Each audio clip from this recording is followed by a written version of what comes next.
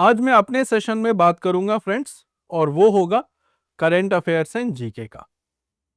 Current affairs and GK section की बात करेंगे आज के सेशन में। अब सबसे पहले बात कर लेते हैं कि जीके को और करंट अफेयर्स को कैसे प्रिपेयर करना है। अब पहला क्वेश्चन स्टूडेंट के दिमाग में आता है कि सर करंट अफेयर्स तो पढ़ना है, बट कितने दिनों का पढ़ना है।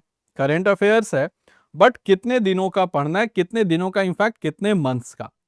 तो देखो, अगर मंथ्स की बात करें तो नंबर ऑफ मंथ्स जिसका current affairs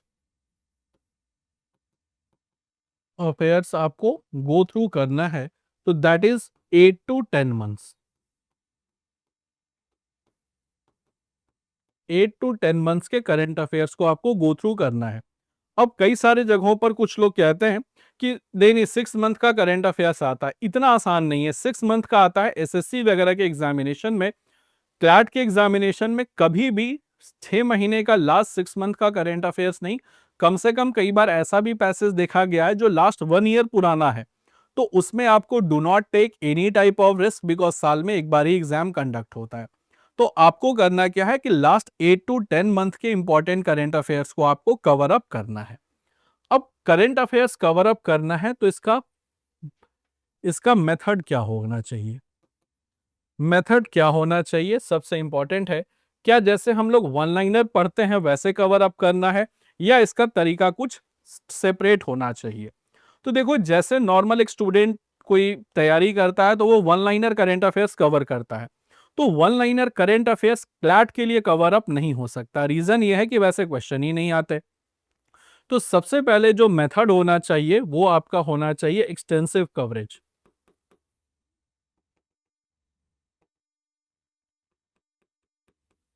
extensive coverage of topics. जो भी करंट अफेयर्स के आप टॉपिक्स पढ़ें उसको एक्सटेंसिवली कवर अप करें।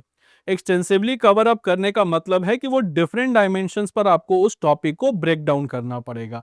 तो उस टॉपिक को आपको ब्रेक करना होगा डिफरेंट डायमेंशंस पे। डिफरेंट डायमेंशंस का मतलब सबसे पहले होगा कि वो टॉपिक क्यों न्यूज में था, तो वाई इन न्यूज। तो सबसे पहले वो टॉपिक न्यूज में क्यों था, तो सबसे पहले हमने इसको तोड़ा, न्यूज में क्यों था। उसके बाद अगर वो टॉपिक कहीं ना कहीं कॉन्स्टिट्यूशन से रिलेट करता है तो कॉन्स्टिट्यूशनल एस्पेक्ट्स। अगर उसका कोई लीगल एस्पेक्ट है तो लीगल एस्पेक्ट। उसमें कोई अगर केस स्टडी इन्वॉल्व है तो केस स्टडी। देन उसका सोशल एस्पेक्ट, इकोनॉमिकल एस्पेक्ट। कोई अगर पॉलिटिकल एस्पेक्ट है तो पॉलिटिकल एस्पेक्ट। यानी इस टॉपिक को आपको तोड़ना होगा मल्टीपल डायमेंशंस में, और तब जाकर के उसको पढ़ना पड़ेगा। यानी किसी भी टॉपिक को आप सिंपली वन लाइनर और एक न्यूज के जैसा नहीं पढ़ सकते। उसको मल्टीपल एंगल्स पर आपको तोड़ करके पढ़ना पड़ेगा। दूसरा दोस्तों जो तरीका होगा, उसके बाद आपको कवर करना होगा, फिर आपको बनाना होगा नोट्स। तो देन आपकी स्टार्ट होगी नोट्स मेकिंग प्रोसेस। अब नोट्स मेकिंग प्रोसेस दोस्तों एक सिंपल सा नहीं होता है कि बस आपने करा क्या कि न्यूज लिख लिया और उसी को आपने बनाना शुरू किया। देखो, नोट्स के मामलों में थोड़ा सा आपको एक स्मार्ट स्ट्रेटजी अपनानी पड़ेगी, क्योंकि आपको जब एग्जामिनेशन नजदीक होगा तो रिवाइज भी करना है। और रिवाइज करने में हर कुछ अगर आप लिख करके रिवाइज करोगे तो बहुत ज्यादा आप पर प्रेशर पड़ेगा। इतना ज्यादा रिवाइज आपसे हो नहीं पाएगा लास्ट मोमेंट पे, और हो सकता है कि आप उसका नोट्स का साइज देख करके ही पैनिक हो जाओ। तो देखो, नोट्स बनाना चाहिए क्रिस्प। नोट्स बनाना चाहिए क्रिस्प, ना कि बल्कि नोट्स बना लिए कि खुद ही देख करके डर लग गया कि अब इतना पढ़ेंगे कैसे। तो क्रिस्प नोट्स बनाने का तरीका क्या है कि आपने करा क्या कि कुछ बना लिया फ्लो चार्ट, डायग्राम, कुछ लिख लिए सिनॉप्सिस। सिनॉप्सिस लिख लिए, तो कुछ इस तरीके से बनाया ताकि वो नोट्स आप ही को समझ में आ सकता है। So that is the best way कि आप उसको फ्लो चार्ट, डायग्राम, सिनॉप्सिस के जरिए बनाएं और छोटे नोट्स बनाएं, ज्यादा बल्कि नहीं। तीसरा जो तरीका होता है वो होता है आपका पैसेज जो क्वेश्चन का होगा, जो आपको प्रैक्टिस करने के लिए मिलेगा, जो आपको डेली प्रैक्टिस शीट मिलेगा। तो जो डेली प्रैक्टिस शीट जिसको आप डीपीपी कहते हैं, उसको जरूर सॉल्व करिए। तो डीपीपी को सॉल्व करिए रेगुलर बेसिस पर।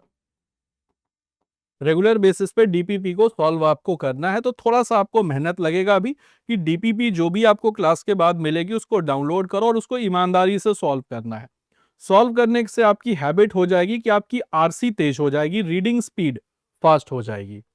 और चौथा, चूंकि जो आपका क्लैट में जो क्वेश्चन होता है वो होता है पैसेज बेस्ड। अब पैसेज बेस्ड जो क्वेश्चन होगा, तो ये बिल्कुल भी मत समझिएगा फ्रेंड्स कि ये आरसी है। तो जब पेपर आप जब मिलता है तो सबसे पहले उसको आरसी मत समझिएगा कि चलो उसको रीडिंग कॉम्प्रिहेंशन है, स्कूल में भी करते आ रहे हैं, इंग्लिश का पैसेज आरसी का होता है तो वैसे हम सॉल्व कर लेंगे। वैसे नहीं करना आपको। ये जो बेसिकली पैसेज होता है दोस्तों, ये होता है सिर्फ इसका इन्फ्रेंस। इन्फ्रेंस होता है ये पैसेज, और इसी के बेसिस पर आपको सॉल्व करना होता है। और इसमें कई बार दो अप्रोच काम करते हैं। एक अप्रोच होता है कि आप पैसेज को बहुत तेजी से पढ़ें, और एक अप्रोच होता है कि हम पैसेज पढ़े ही नहीं, डायरेक्टली क्वेश्चन पर गए और क्वेश्चन बनाना शुरू कर दिए। तो वो कैसे बनेगा? जब आपका जीके करंट अफेयर्स का पोर्शन तेज होगा, और इसमें जीके के भी पोर्शन आपका स्ट्रांग होना पड़ेगा, वो भी मैं आपको बताऊंगा। तो सबसे पहले अगर मैं करंट अफेयर्स की बात करूं, तो यहां अगर कोई पैसेज है जो कि करंट अफेयर्स बेस्ड है, तो आपको ये दो चार चीजों का ध्यान रखना पड़ेगा कि आपको टॉपिक्स को एक्सटेंसिवली कवर अप करना है। इसीलिए यहां क्वालिटी बहुत मैटर करता है, क्वांटिटी मैटर नहीं करता। न्यूज सेग्रीगेट करना भी अपने आप में चैलेंज होता है कि कौन सा न्यूज मेरे एग्जाम के लिए इंपॉर्टेंट है और कौन सा इंपॉर्टेंट नहीं है।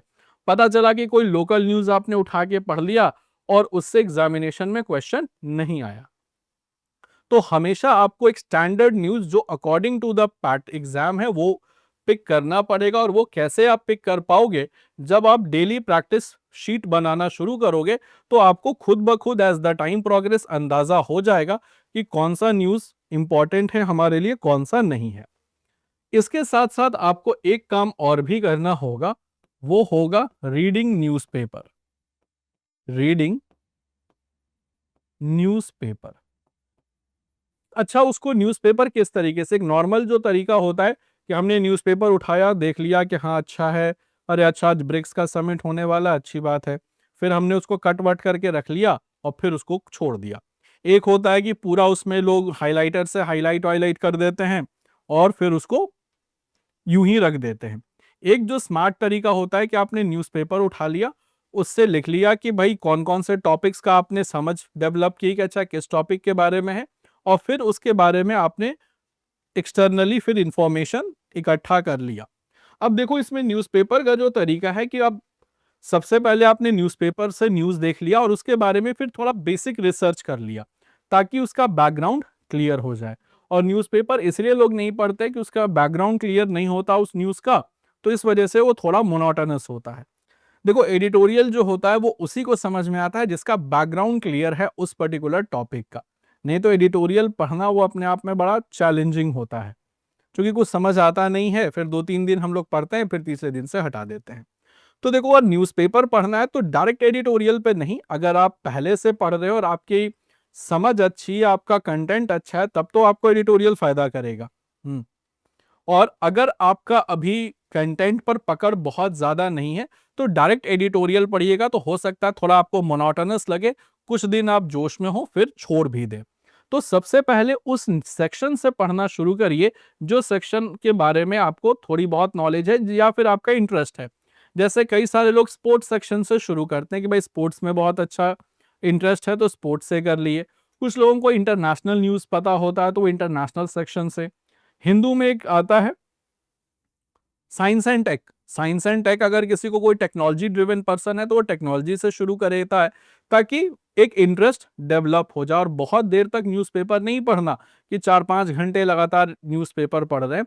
तो आपको सब पिक कर लेना है कि कौन सा न्यूज़ आपके काम का है और किससे क्वेश्चंस बन सकते हैं क्लैट में।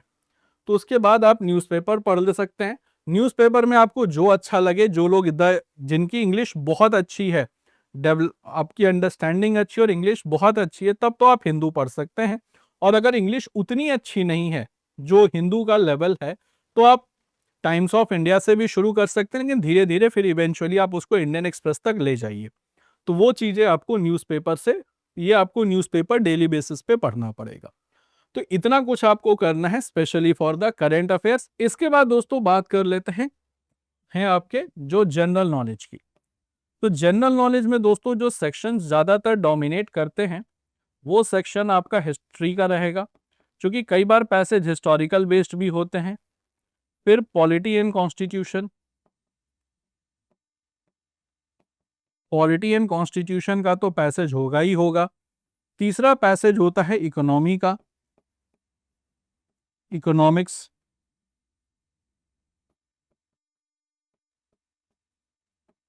देखो ज्योग्राफी के पैसेजेस बहुत कम मिलते हैं, ज्योग्राफी का पैसेज ना के बराबर ही होता है, तो ज्योग्राफी के पैसेज बहुत कम रहते हैं। इसके अलावा एक जो पैसेज होता है वो आपका होता है आपका जिसको आप कह सकते हो कि आपका पॉलिटी, जो आपका इंटरनेशनल इंटरनेशनल न्यूज का, इंटरनेशनल अफेयर्स का या इंटरनेशनल अफेयर्स का एक सेक्शन आता है, जो डायरेक्टली आपका जीके में तो डायरेक्ट कवर नहीं होता, वो आपका करंट अफेयर्स में कवर अप हो जाता है।